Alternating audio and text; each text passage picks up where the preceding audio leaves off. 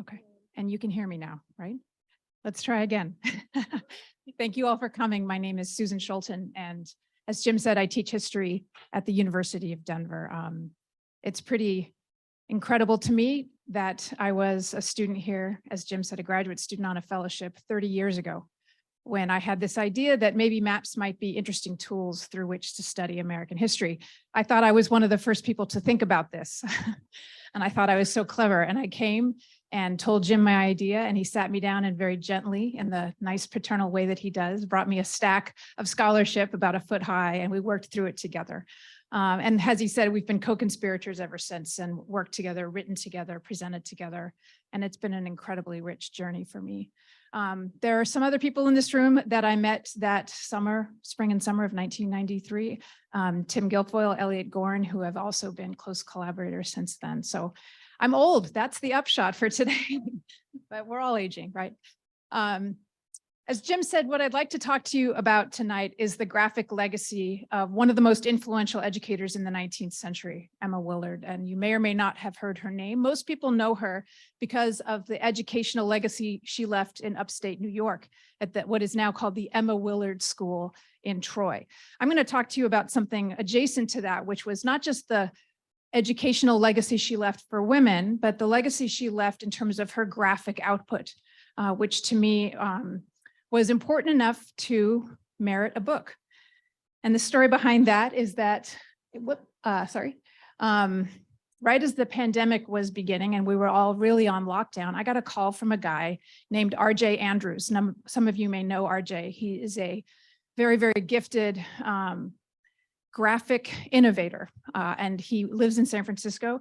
And he very much wanted to think about a series of books that would do justice to the 19th century origins of what he calls information graphics, and to think about the way when transformations in print technology, circulation of new kinds of census data and statistical data came together to make it possible for people to think in pretty creative ways about how to present information. And he knew he wanted to feature Florence Nightingale, whose work in the Crimean War became really pivotal for thinking about health reform through statistical diagrams.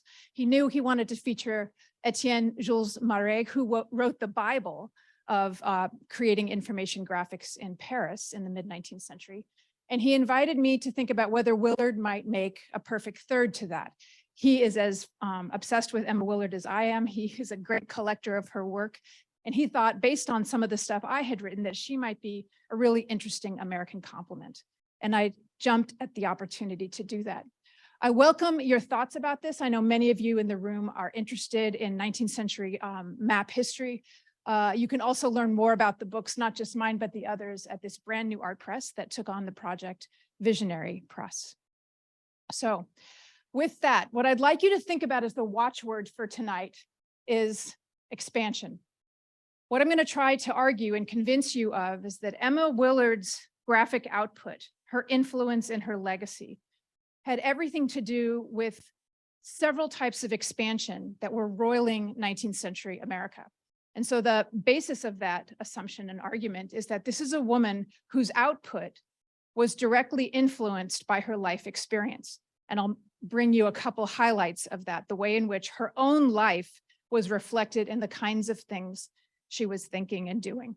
Like I said, she becomes, by the 1840s, 30s, 40s, one of the most influential educators, not just through her school, but also because of the kinds of things she is publishing. But to understand how she got there, we need to back up for just a minute and think about her remarkable upbringing. She was born in 1787, just as the Constitutional Convention in Philadelphia opened. And that's important because she was, I think, the 15th of 15 children, born to a family in this outskirts of Hartford, Connecticut. And she was reared in a tremendously patriotic family, a father who had been very, very committed to the American Revolution. And that, you will see, becomes central to the way in which she thinks about her position as an American and as a citizen. The other important thing to think about in terms of timing is that, born in 1787, by the time she is about 10, she becomes one of the first generation of girls in the new United States to be educated outside of the home. And that has its own interesting history. But to make a long story short, the idea was, with this new nation, with this fragile republic, we need women who can rear citizens, both men and women, but of course, especially men. And that experience of being educated outside of the home was very, very powerful for her. I'm showing you two artifacts from that type of education. On the left is a page taken from Jedediah Morse's Geography Made Easy. Jedediah Morse being the most prolific geographer in the late 18th and early 19th century, whose textbooks were the most widely used. Very, very little of those textbooks, for reasons of technology and print, were devoted to visual material. They were quite literally where we get the term textbook. And that's how Emma Willard learned geography. She loved her teacher. Her teacher was a Yale-educated man named Thomas Miner, who came to open a school in Berlin, Connecticut. She felt very privileged to be one of his first students. She thought she was absolutely his best student. She was very confident. And she loved that Miner was giving her these fields of geography and history, but she was quite disappointed in the way in which he was teaching them. And of course, she was disappointed in Morse, for whom the textbook was completely devoid of images. And she said, this is not a way to teach geography, where the eye is not the sole or even the chief medium for teaching. On the right, what you see is what would have been a very, very typical stitched on silk sampler from the type of schools that most girls were going to be educated in. As I said, this is the first generation to be educated outside the home. And all these schools, especially in the Connecticut River Valley, start popping up in and around Hartford. In one way, these are remarkable places outside the home where girls would spend half a day, sometimes even a full day, for several months at a time as a term, from age, let's say 10 or 11 through about 17. In some ways, that's a great leap forward. In other ways, Emma Willard was very, very clear about the profound deficiencies of that female education, because what it centered mostly on was, yes, a little bit of composition, a little bit of geography and spelling. But mostly it was what she called ornamental accomplishment. And so instead of teaching a young girl to sew for practical reasons, she was taught to sew elaborate samplers like this for display. It was that type of education that she found quite frustrating. And she, remembering her education many decades later, would point out over and over again these two things. On the one hand, the absence of visual material to help people make sense of learning and to reach that gold standard of the 19th century, memorization. And on the other hand, an education for girls that was vastly inferior, in her words, to what boys had access to. Okay. There's one other moment in her education that she remembers until the end of her life. And thank God she wrote all these things down. She was, like I said, very confident, had a very strong sense of her own importance and legacy. And so one thing we know from her many letters was that when she was at one of these girls' schools, female schools, as she called them, there was a spring break in 1806, and she got a few weeks to go home. And she went home to a cousin's house in Hartford, fancier cousins with a big library. And she was in heaven to be in this library by herself. She was also very, very interested in art. And so she wasn't objecting to the kind of ornamental education that the girls' schools were giving her in terms of its developing artistic capacities. She just thought they were very superficial in the way they did it. And what brought that home for her is when she was in that library, she brings down the classic Charles Lebrun drawing manual that goes back to the 17th century, the most common drawing manual for the next 150 years, since it was first published in the 1650s. And what Lebrun was known best for was mastering a technique of conveying human passion and expression. That's what he was known for. If you go and look these up now, you can see the different ways in which he's trying to show people that there are fairly simple ways, if you think about symmetry, to convey a host of different emotions. And she excitedly got out a piece of paper and a pencil. And then, as she tells it, she stopped short. She realized she was absolutely stymied by the absence of a geometrical education. That because her mathematical education had been so rudimentary and had been capped at a certain point, she didn't have access to this level or kind of knowledge. And she remembers that for the rest of her life. And for the next few years, she goes and tries to master Euclid's geometry on her own. And so these are some of the formative experiences that I think really shape what we'll see going forward.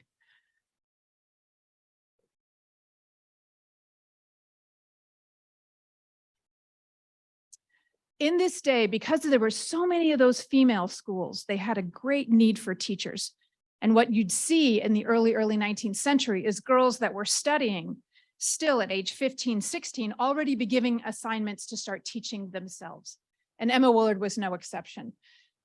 As she's still taking classes in and around Hartford in about 1807, 1808, she's also getting teaching assignments. And then she finishes her education, as most girls did at about age 17, and began to take on assignments of her own classroom, first in that area of the Connecticut River Valley. And then she begins to move away, first to Massachusetts, where things don't work out. And then her first really big job, and that's in Middlebury, Vermont. She takes over an existing school called the Middlebury Female Academy. She arrives in 1807 and is excited to take on this new job. She's lonely, she doesn't know anybody in town, but the really impactful experience she has is that she gets there and she realizes that the MFA, the Middlebury Female Academy, is actually a junior adjunct to the real action in town, the recently opened Middlebury College of 1800, which was exclusively for young men.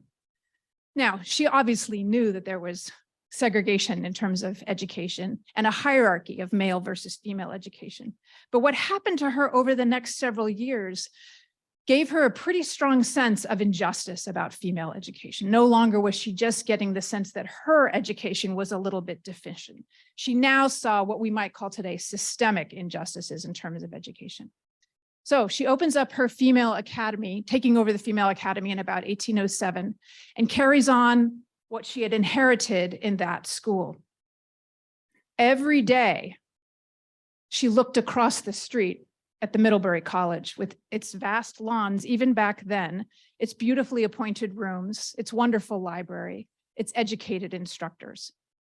And like I said, that really leaves an impression on her. She meets a man, she gets married, and she has a child. And for that reason, she steps away from teaching for a few years. But the family falls on hard times and she needs to go back to work. It's very interesting to me that she needs to go back to work, but she doesn't necessarily need to do what she does next, and that is to open her own school. There are lots of other ways she could have made a little bit of money to supplement the family income. To me, it's quite revealing that she does something else. What you're looking at here is the ad and the page from what I, bless you, have found, I think, to be the earliest advertisement from that new school. She would call it the Middlebury Female Seminary, tried to make it sound a little more serious and tony than the Middlebury Female Academy, and we'll come back to that in a minute. The ad is very typical. I've looked at hundreds and hundreds of these ads because I'm very interested in contemporary female education. And I'll draw attention here just to the curriculum, where we'll be taught reading, writing, arithmetic, English, grammar, geography, drawing, painting, and embroidery. Absolutely typical, standard fare for that period. And even though she knows she wants to do something more, this to me is very instructive, that in 1814, opening a new school, she knows that she needs enrollments. She's a nobody, she doesn't have any reputation. She has found, and I found this in multiple letters home from Middlebury, she finds that community incredibly conservative, hidebound, traditional, and she's not going to get anywhere by trying to break out and offer a new or radically different kind of female education. So this is where she begins. And she gets pretty quickly a stable set of enrollees. She doesn't have a problem maintaining a full curriculum and a full student body. A few years ago at auction, I found a wonderful example from that newly opened school. And it's very hard to see, so I've got it typed out for you here. It doesn't look like much, but it's the school journal of a woman named Eliza Henshaw at Miss Willard School in 1816. And this is pivotal for a couple of reasons. Once she began to get that more stable level of enrollments, and when she became more and more angry about what she was seeing at Middlebury College, she decided to do something different. And she decided to start taking students after the age of 17. And not only that, to start teaching them things that nobody else was teaching girls. This is before Mount Holyoke. This is before any other female college had opened. And she's going to show those men at Middlebury what's what.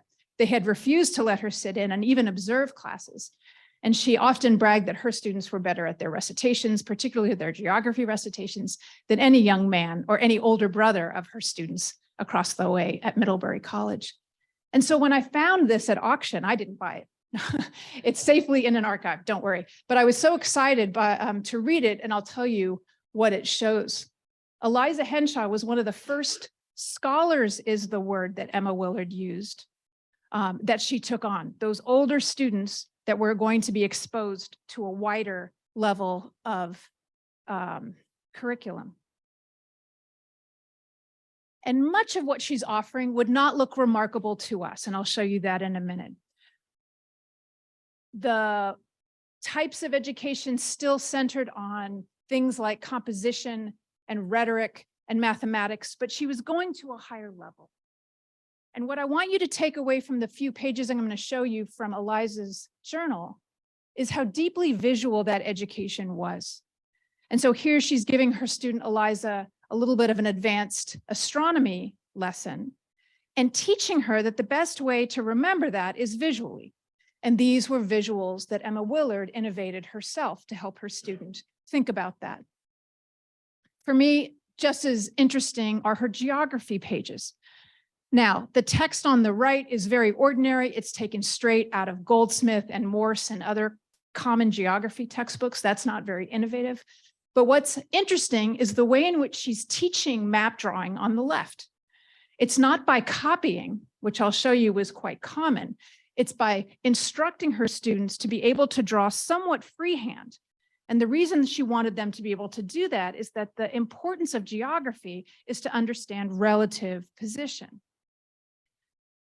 Contrast this with what we found a few years ago in the archives, Eliza Henshaw's little sister's journal at the Middlebury Female Academy, the more traditional school down the road, because by 1823, Emma Willard had skipped town, so frustrated was she with the culture at Middlebury.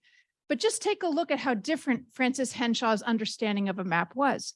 Frances Henshaw is more typical, teaching young women to make maps that required hours and hours of investment of time, dedication to color, execution, and all for the purpose of being judged and evaluated at the end of the term.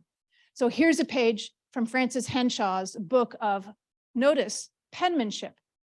In other words, another one of those fields where the outcome was primarily to be exhibited, to be judged, and to be evaluated. So maps were a way in which students could learn different types of orthography, writing, discipline. Like I said, this Henshaw is much more typical. These are just 4 maps I grabbed 4. There are hundreds and hundreds more. Many of you are as interested as I am in the schoolgirl map culture within the history of cartography that seems to have become so popular lately. So many of these maps are now coming up for auction. And seeing hundreds and hundreds of them, we can start to think about patterns, and we can start to actually step in and see what those young girls were doing when they entered into school outside of the home. But the thing I want you to notice about all 4 of them is how much emphasis is being put on artistic execution and precision. Okay. So even in the 18 teens, when Emma Willard has opened the Middlebury Female Seminary, she's beginning to depart in terms of curriculum, and she is absolutely departing in terms of the age of the young women she wants to educate.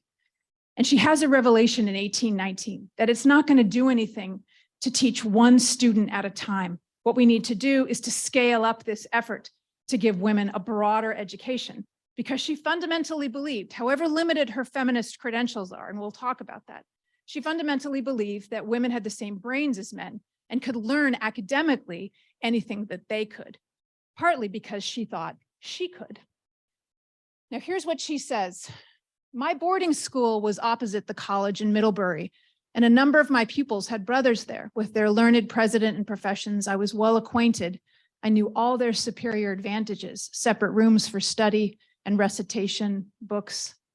I bitterly felt, 30 years later, she remembers, I bitterly felt the disparity between the facilities of the two sexes. I could not, and I would not believe that men willingly and with reflection did us this injustice. I hoped that if the matter was once fairly set before them as legislators, that they would be ready to correct their error. And she writes, with the support of her husband, a plan for improving female education along the lines that she had at her school. She shows the president of Middlebury College, and through her husband's connections, she shows the governor. Crickets. Nothing. No, maybe we'll think about it. No, here, try a pilot school. No support at all. And so she leaves. She packs her bags and leaves and ends up to the southwest near Albany in a new town called Troy. Now, I want to pause here and go back to that personal experience. You've already seen what that did for her in Middlebury. It gave her a sense of a burning desire, if you will, to really try to push female education in certain directions. For her to move to Troy in 1819, to me, is really, really interesting. She gets there just a few years before one of the most important moments in American history. In 1825, the opening of the Erie Canal. And to be there, front row, and see this transformational technology that would connect New York to places west was something that I think was really powerful. For her, it becomes one of the many examples that I've talked about in this book of expansion. Expansion being the way in which her life was shaped and her output was shaped. And so here you have an example of what she came back to over and over again, expansion of technology, where through canals, railroads, steam, the telegraph, you have the circulation of people, and even perhaps more importantly, the circulation of information. Okay, think about what I just talked about, expansion of female education. And I'll come back to that expansion in just a minute. So the place in which she chose to settle was in part governed by opportunity, right? Was in part governed by New York being much friendlier and more open to female education than Vermont was. But I also want you to think big terms of American history. She's moving from the Connecticut River Valley, and especially from Vermont, to the Hudson River Valley. And the action is in the latter, right? Vermont will struggle for the rest of the 19th century to maintain a population.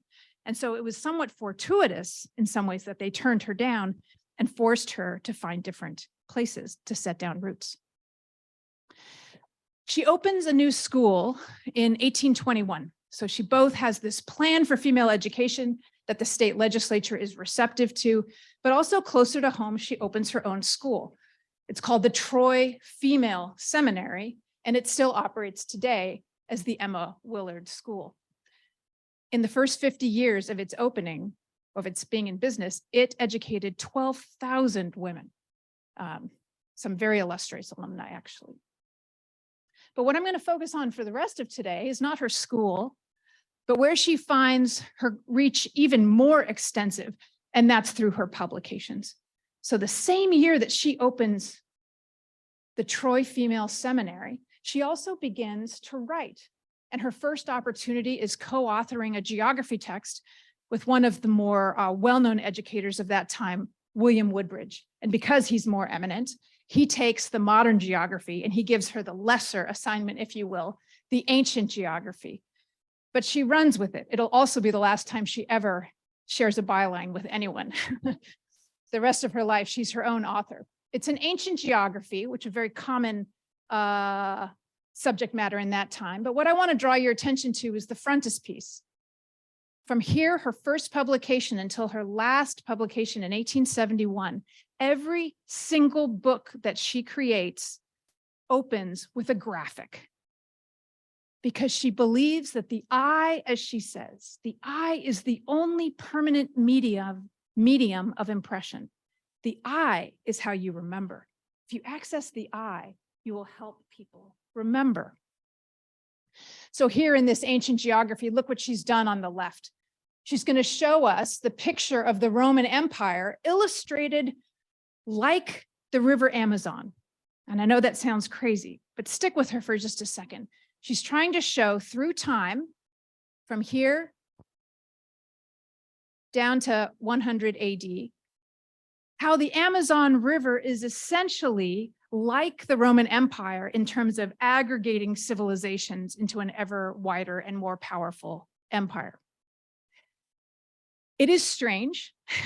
It may not speak to you, but what it shows me is that even at the outset of her publishing career, she maintained, because of her own education and experience as a teacher, that the visual was the key to remembering. And the visual was the way to access more and more students from varied backgrounds.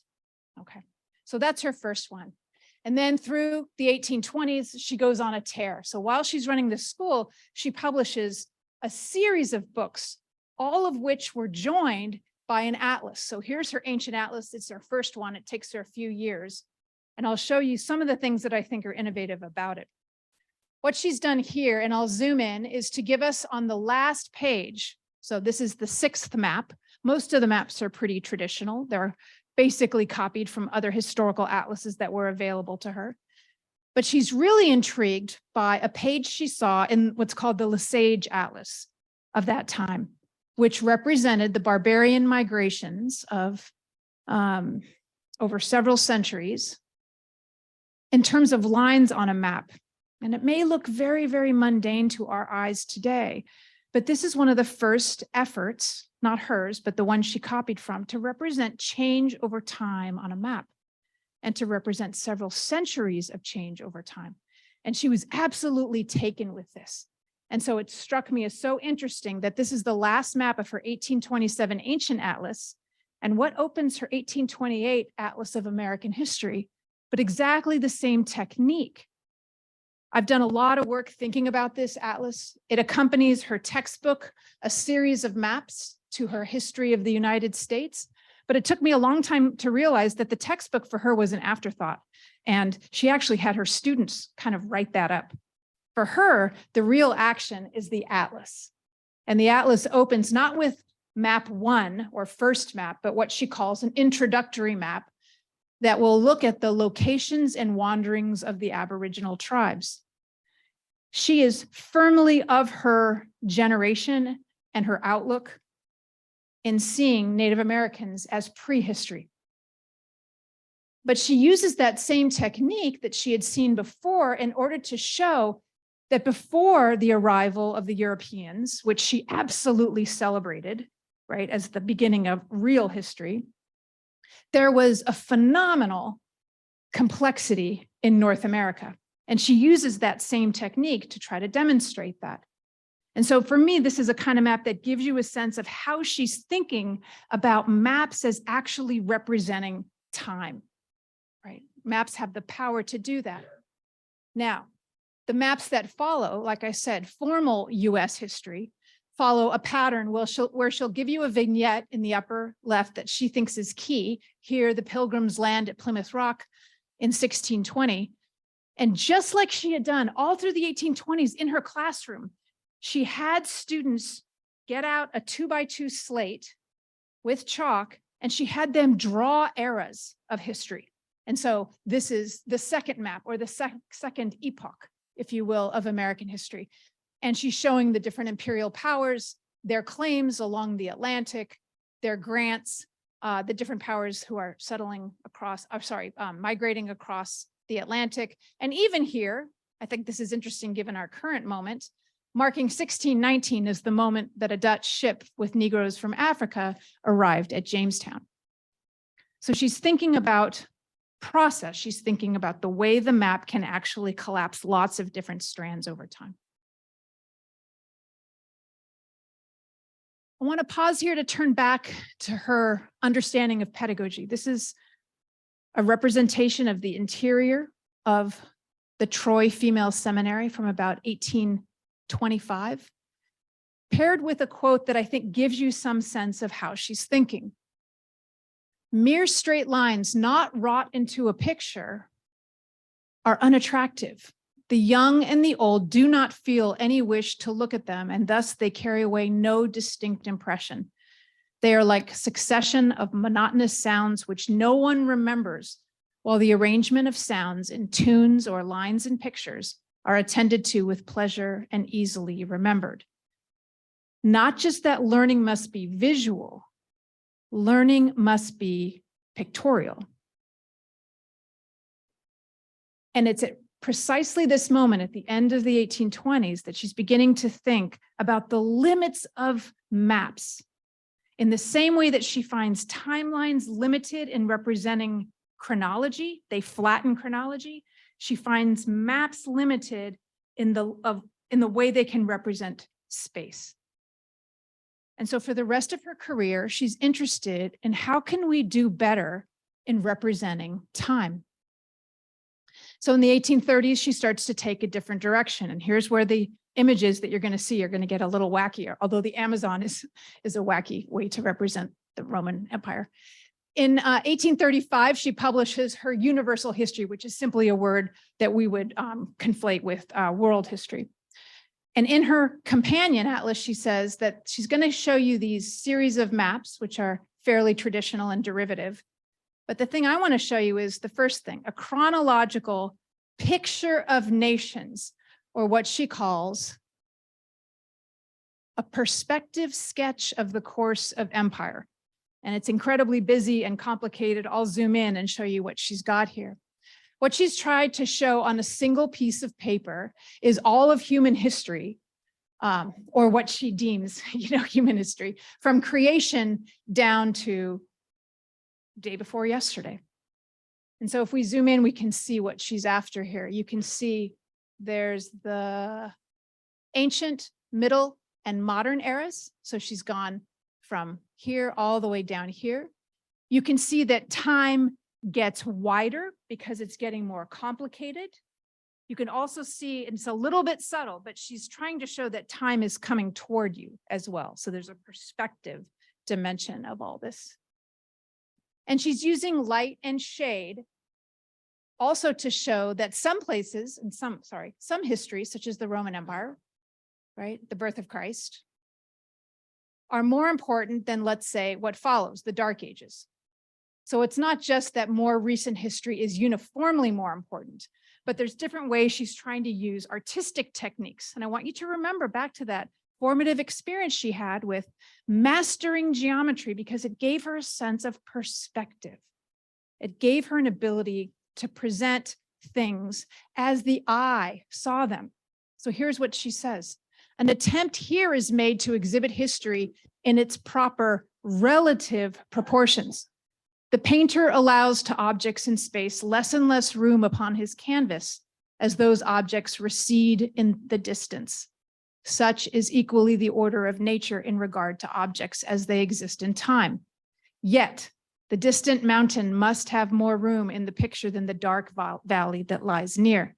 Thus tower Greece and Rome amid the dimness of antiquity, and sink the Dark Ages, though nearer to the foreground. So it's a very wordy way of essentially trying to say that she's using multiple techniques to try to capture more than just a timeline, to try to capture, for instance, the dimensionality of time. Notice that not all centuries are created equal. Some get more width because they are simply more important than others. And then down to the present, where she's going to show you, and here she is, like I said, firmly of her time, in privileging the arrival of Columbus, the Reformation, thank God for her, right, the break from the Catholics, and American independence as sort of seminal moments in modern history. This is a presentist view of history, and that was something quite new at the time. The idea, for instance, that American history was worth learning at all. Prior to this point in the mid-18th century, if young people had an education, they would be learning biblical history, or what was called sacred history. maybe classical history, maybe some of the English kings. But she really is part of that generation post-independence that's trying to bring it down to the present so that US history becomes the culmination of all human history. This is a moment where another personal experience really, really shapes her. Everything was going great in the 1820s, and her husband died. He was significantly older than she was, and he really was the love of her life from all the accounts that she's left us. And after a very, very painful period of mourning, she remarries, and perhaps that was not her best decision. It is a terrible marriage. He tells her to stop working on their honeymoon. And she says, but that's what I like to do. But the point is that very quickly that marriage falls apart. And she has to do something that's absolutely humiliating. She has to seek a divorce. And so she leaves where she was living with her new husband. She leaves her school for her son to run, and she goes back to Hartford, in part because she has connections and in part because the divorce laws were a little bit more liberal. And something really interesting happens to her. She is asked if she wants to be the superintendent of the Berlin public schools, a position that simply didn't exist even 10 years earlier. Up until that time, if you were lucky enough to get an education, it was by definition a private education. But in the Northeast, by the 1830s, 1840s, Horace Mann and others were beginning to think that common education was a birthright. And Connecticut was one of the first schools to embrace that. And so now she's being put in charge of a set of schools, and all of a sudden it's not tutoring 15 very well-heeled young ladies with a pretty solid education before them. Now she's educating all kinds of people in classrooms of 30, of different levels of literacy, of different ethnic backgrounds. And that makes her realize that education is really going to look different going forward. And so when I talked about that watchword of expansion, first for her, it's expanding female education. But by the 1840s, she sees that the real challenge in the future is going to be mastering public education. How do you educate such a wide swath of the American population? And you must, for reasons of patriotism and the survival of the Republic. And so her new mass-marketed editions of her textbook are not just accompanied with maps, but they now open with this interesting graphic. Her chronographical plan of United States history. Like I said, by the 1830s, one of her greatest challenges, how can we better picture time? How can we help people assimilate the big picture, which is why it's always the frontispiece. It's the first thing she wants kids to see before they get mired in all the text or even look at the maps. She wants them to see the big picture. And for her, what she's experimenting here is the idea of big picture being American history represented as a tree. And there are lots of representations of time as trees. This is certainly not original to her, but this way that she's done it is somewhat original. It's actually a little too clever by half. You can see, here we go, 1492, which again is when she thinks formal history begins. And you can see even the arrival here of Columbus being welcomed. Yes, it's all very peaceful. And then time works almost as a clock, like this, right? And she has different branches that explain the different segments of American history, all of which correspond to the chapters in her textbook. And what she wants the students to think about is how it all fits together, that there are stages of evolution. And like I said, it's fully enmeshed in her own understanding of America as an exceptional country, right? As the sort of last stage of civilization. And you can see her here embracing that new stage of railroads, of steam, of industry, right? Of modernization by the 1840s. For the rest of her textbook career, her American history would open this. But while she's in that Hartford, Berlin superintendent position, she's thinking about classrooms differently. And so she says it can't just be in their textbook. The teacher is going to have to be able to communicate to a whole group, just as you are here today. Now, we all grew up with maps and charts on the wall and simply thought of them as fixtures that had always been there.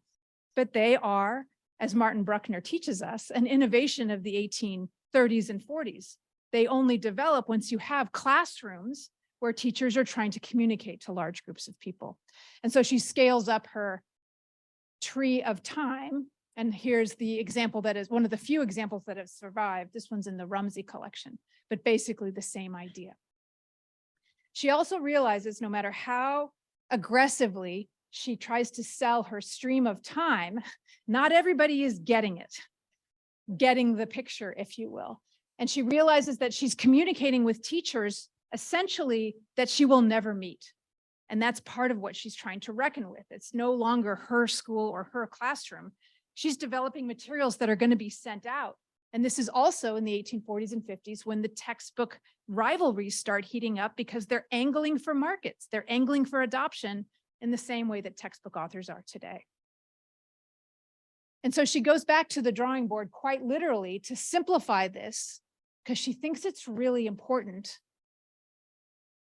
And she redesigns it as a temple of time. Here it is. I know it seems even less simple. Here's the stream that you were just looking at, right? Flowing toward you. Well, there's the birth of Christ right there. There's the Reformation. There's independence. And so she wants to make sure that people understand what the conceit is. And there is a long history also of representing time in terms of a temple or an edifice. And so she's erected a temple over it. And she's got an idea that time can actually be represented this way, turning the stream of time into an interactive exercise. And so I'll zoom in to show you what she's got in mind. At the very top are going to be people. People will populate the ceiling. And so students will get a blank copy of the Temple of Time, or even better yet, create one in their own school. And then as they learn all these different people, they will find the correct place in time. So the columns are centuries corresponding all the way across the ceiling. The idea is that over and over, they will reinforce their knowledge because, as I said, the gold standard of that education was memory, to commit things to memory. I know this is long, but I want you to help me think through what she's trying to do in this passage, because as complicated as the Temple of Time is, I think she's onto something that all of us who are map scholars will be interested in. In a map, great countries are represented by what is altogether unlike them: lines, shades, and letters on a flat piece of paper. But the divisions of the map enable the mind to comprehend by proportional space and distance what is the comparative size of each. So this picture made on paper is called a Temple of Time. It represents time by proportional space. It is as scientific and intelligible to represent time by space as it is to represent space by space. And when this map of time was completed, I was satisfied that my 30 years' work was done. In other words, she's trying to help us understand that the conceit of a map is as fictional as a representation of time on a map. We come to understand lines as somehow representing something real, when in fact they're symbols. Or as she confided to her closest friend in a secret letter, in history, I have invented the map. This is a woman with an incredibly healthy ego, but it also points to the degree to which at that time there was cutthroat competition to get these materials into the school. It also points to the way in which she's creating a brand. And she is very, very confident that this will transform American education. It does not.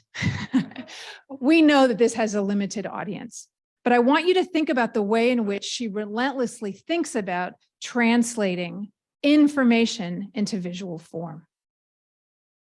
Now, in the last few moments, what I'd like to do is focus on what for her is really the climax of American history, and what for anyone who was living in the 1840s was the most seismic event of their lifetimes.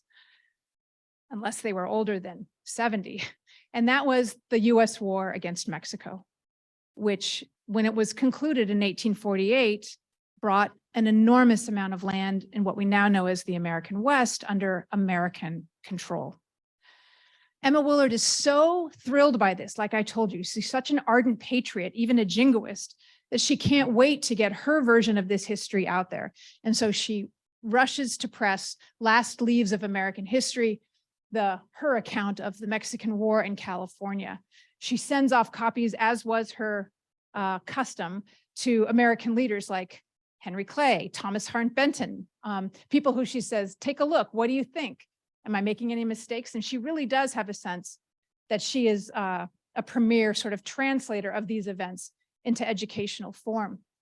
And she includes in the first edition of that fairly typical maps that for her represent the real gain of that war, which is American territory. She is a firm advocate of manifest destiny. But what's the most fascinating to me is that the way she wants to translate this into a new audience is to welcome all those people in the American Southwest of Spanish-speaking people, welcome them into the United States. And so the first thing she has done is to have her American history translated into Spanish, so she can help explain to all these new people how fortunate they are to be Americans.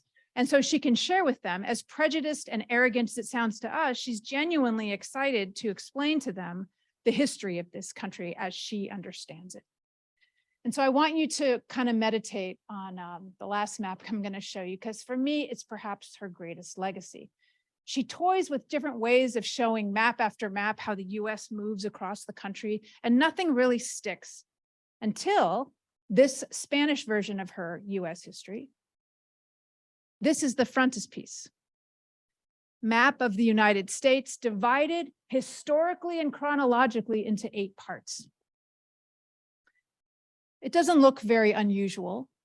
You've seen this map hundreds of times, as have your parents and your grandparents, because she makes it a typical way to represent United States history.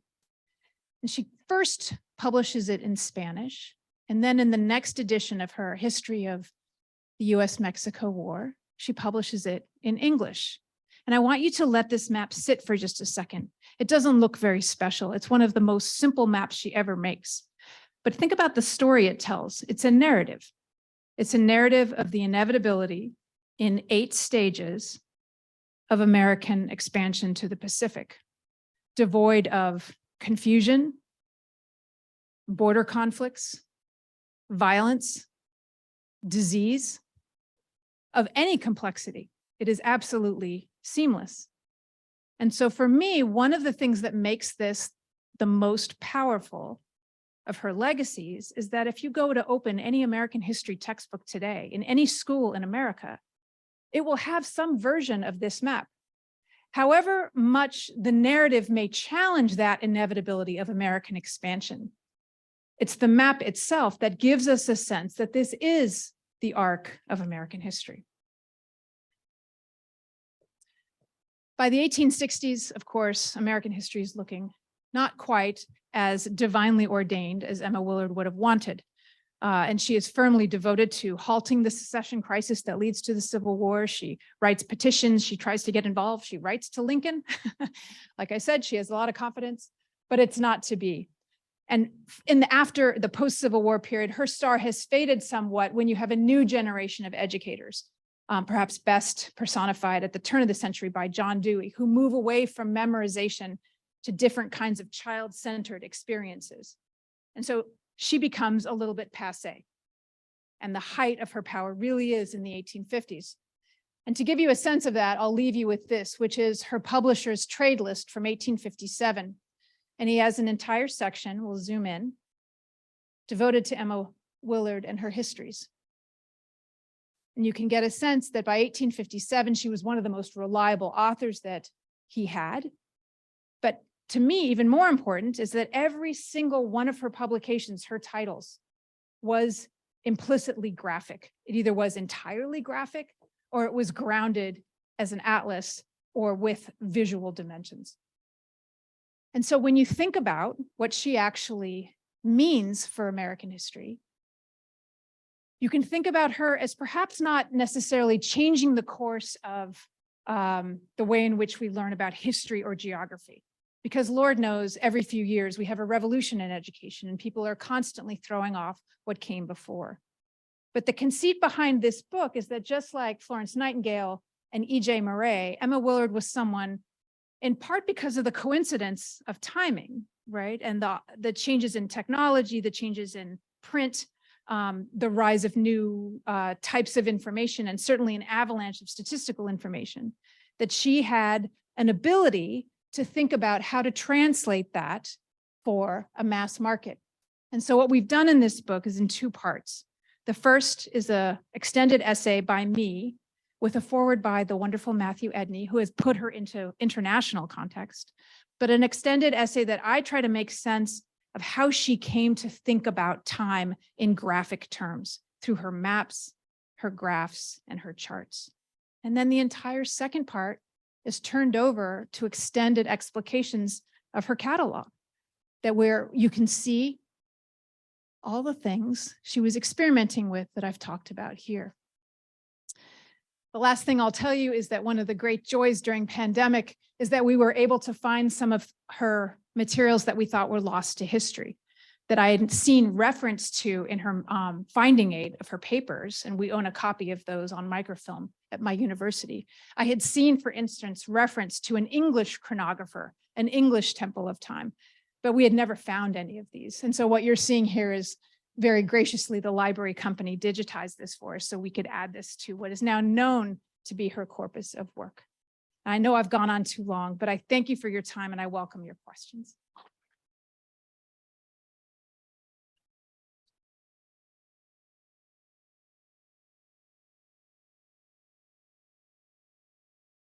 And no more mic problems. We got through it, right? So we'll take some questions.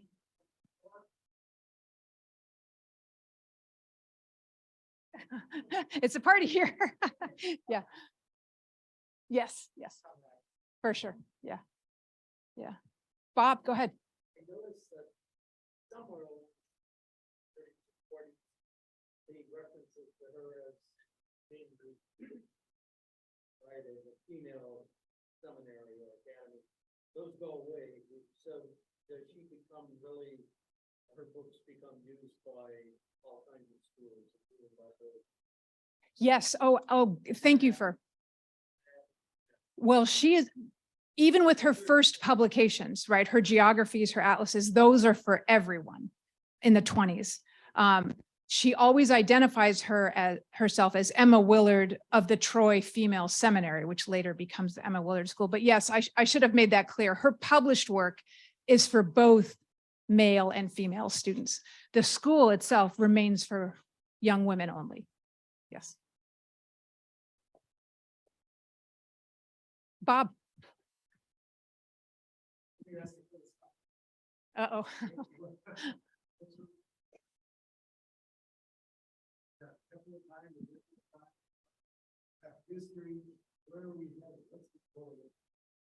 Oh, for her, it's all about fulfilling the vision of Christ. I mean, and she's firmly, I ought to have made that more clear. She is firmly Christian. So it's all about preparing for that, not in a millenarian sense. She doesn't think it's imminent, but she definitely does see that. And that also undergirds her sense of English history and United States history as sort of the apex of all that. But I think also if you look at her graphics as a corpus, I don't mean to undermine her, but I don't think there's an overriding philosophy. I think she's trying to sell. And that her if there is a teleology or a pedagogy or a philosophy, it's about helping kids remember. But beyond that, I think you can probably see time definitely becomes more important as we come toward the present, which, like I said, was a little bit of a reversal of what was the traditional understanding at the time. Yeah, I hope that's not disappointing. Yeah, I mean, she's not a hack, but she is an educator, right? She's selling books and she's playing with new techniques. And yeah, but in some ways, anything that'll give her an edge in the market is what she'll try out. Yeah, go ahead.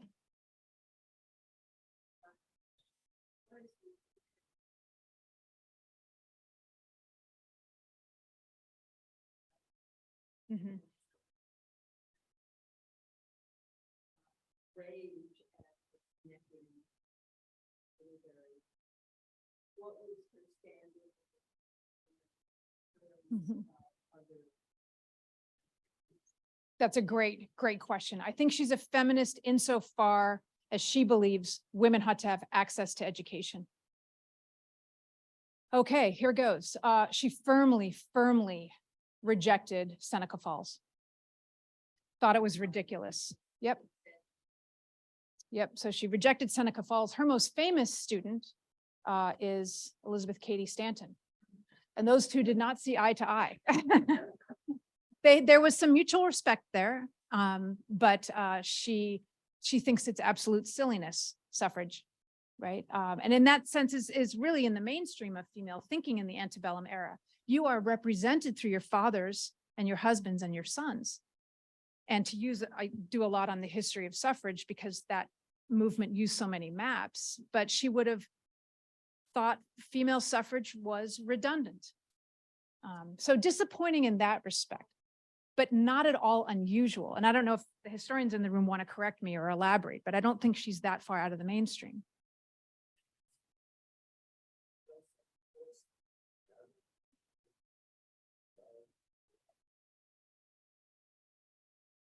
She did. She's not as successful as Peter Parley, but she is, I would say, the second or third best-selling textbook author of the 19th century. And by the end, there are about 1 million copies of her work circulating in the United States. And that, what I mean by the end is we're talking about the 1870s.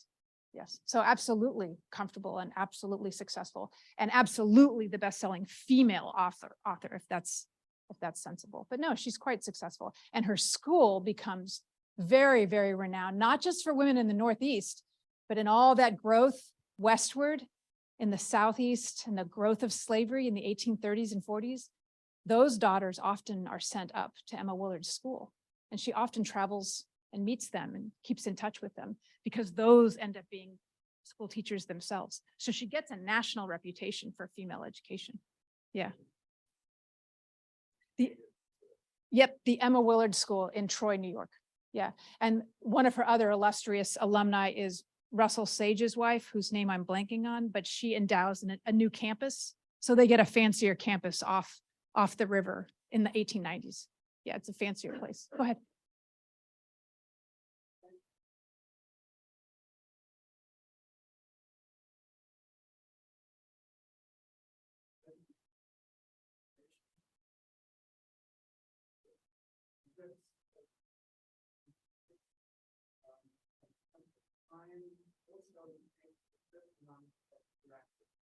Mm-hmm.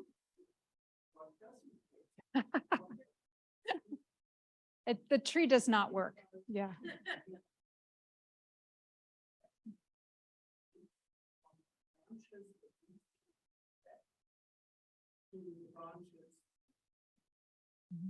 trees don't grow that way. And thirdly, the whole concept is that things grow from the ground to the ground. So she has things absolutely wrong with that. Well, Michael, if I could transport you, if only Michael Konzen could go back in time. No, the question for those online is that many of her graphics make intuitive and visual sense. The Tree of Time does not, right? It doesn't. You're right. I'm not going to defend it. I'm more interested in what I think she was convinced of, which is that if students have a thing in their head that they can then fill in, do you see in their brains? Oh, right.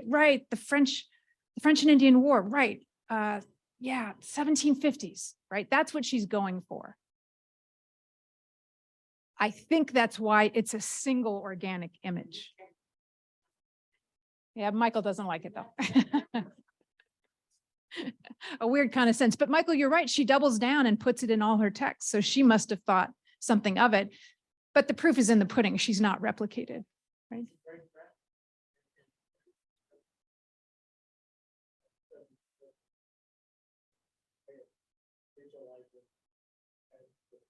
Mhm. Yeah. I saw some other hands. Danny.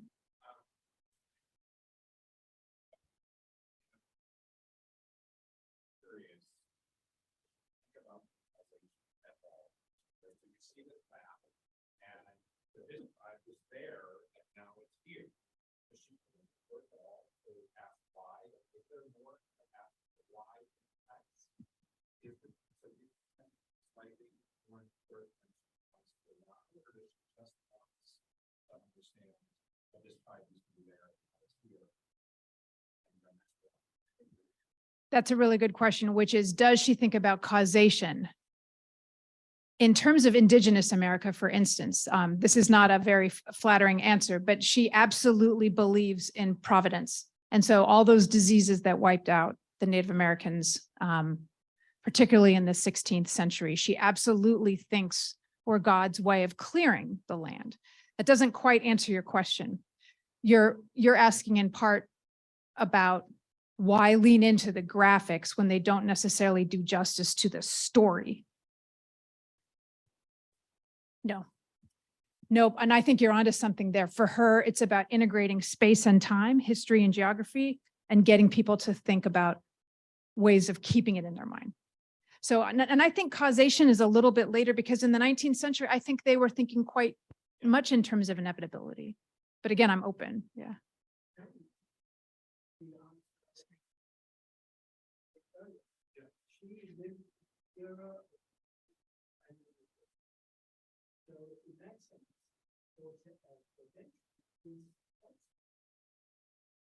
And in a sense, it's a way of buying into the primitive. Dave? I was wondering with the, it's very Eurocentric and centered about the civilization. Is that because she wants us to lead into America? Because it's all these, or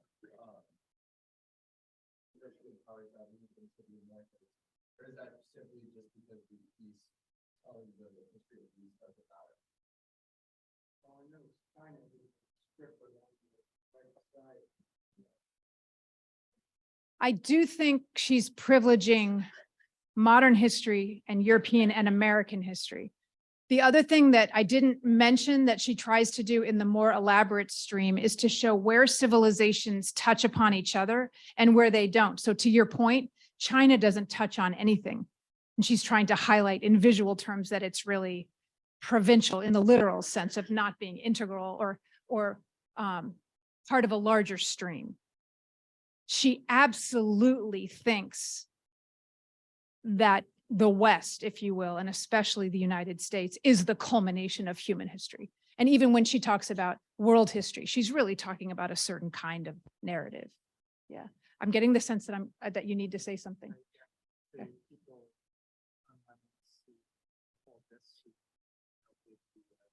Oh, to scale? Okay.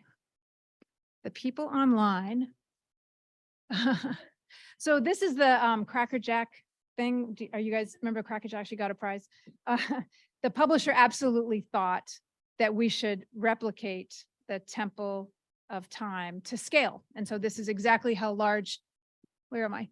Okay, this is exactly how large it was when she published it to be hung on rollers in the front of a classroom in the 1840s. And that students would have versions of it on their desk that they would fill in. So they would go back and forth between the text, the large temple, and the temple they were creating, their interactive one. So, that makes the price point all the all the more palatable, right? Mary, go ahead.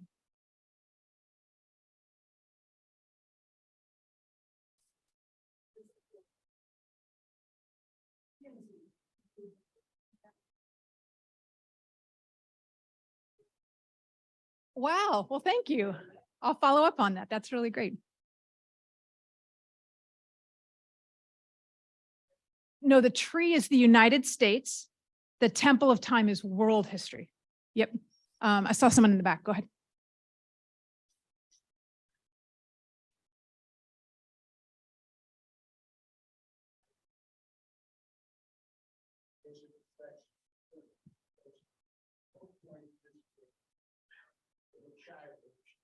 Jealous of education and medicine. Now, once it's a public education system, because it opens up more for you to become It opens up insofar as, at least in the Northeast and Ohio, common schooling is almost always coeducational by state law. I think you're also asking, common education doesn't necessarily displace private education. Absolutely true. There continue to be female schools. You get, of course, the opening of many female colleges, and she feels like she was the precursor to that. But most public education in the North and in the what we now call the Midwest is co-ed, right? Where you see those public schools, common schools as they were called in the 19th century, develop the most slowly is in the slave states, for reasons that have to do not just with slavery, but more importantly with the distribution of the population. Okay. Where you see them expanding most rapidly are places like Ohio. Yeah. Oh, question from the Zoom?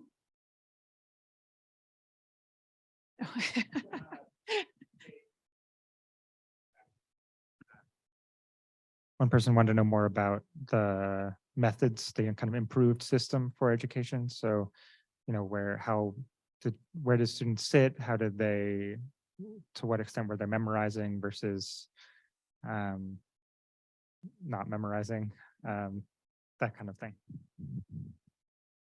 In broad strokes, the answer is that for much of the 19th century, certainly up until the Civil War, memorization and recitation. Remember, you saw that recitation room with all the art on the wall. The goal of most education at the end of the term was to be able to demonstrate your knowledge, not in terms of a working knowledge, but in terms of an oral replication of your knowledge. I would say it's really, and again, historians can correct me here, I would say the true break with that comes with the generation that John Dewey is part of, when you really begin to get different ideas of how the brain is working, and the brain really being much more of an active instrument than a passive receptor of information. Is that fair? Is that a fair one sentence explanation of educational history? Go ahead.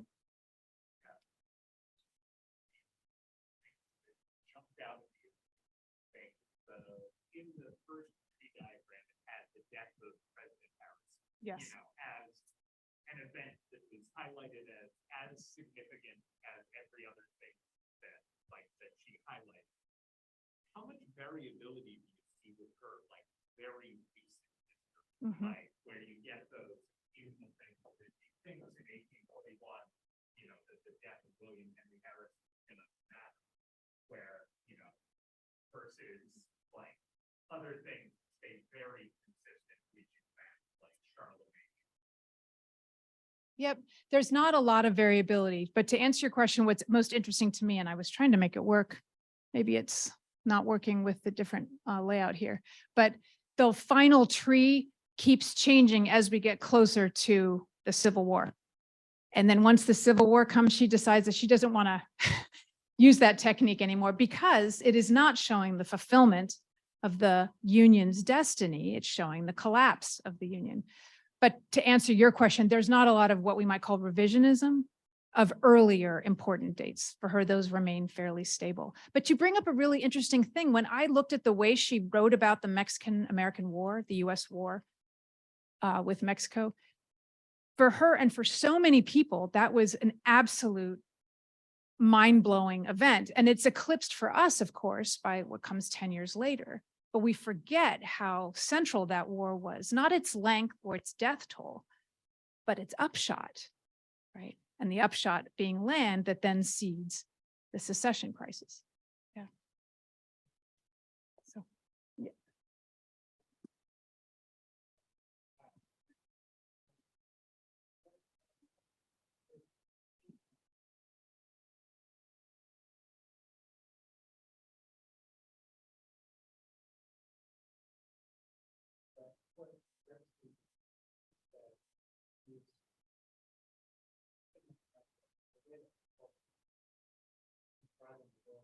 Yes.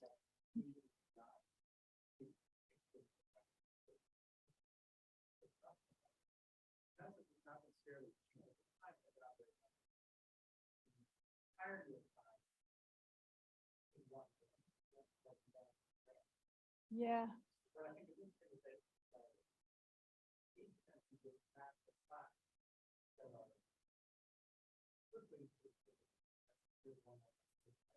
Mhm.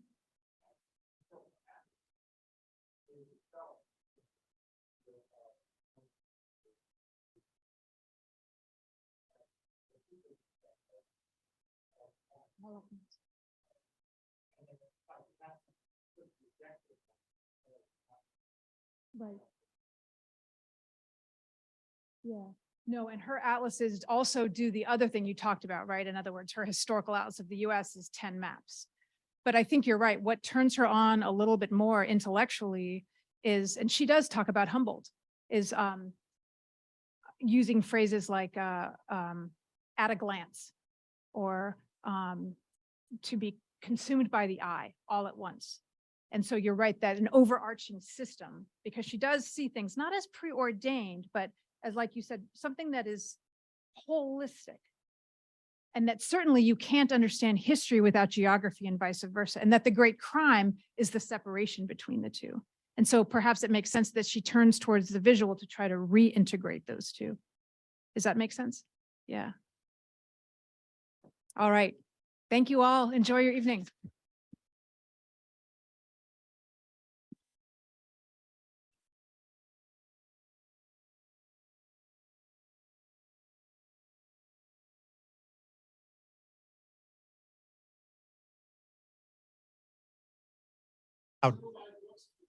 Oh, yes, the bookstore is still open.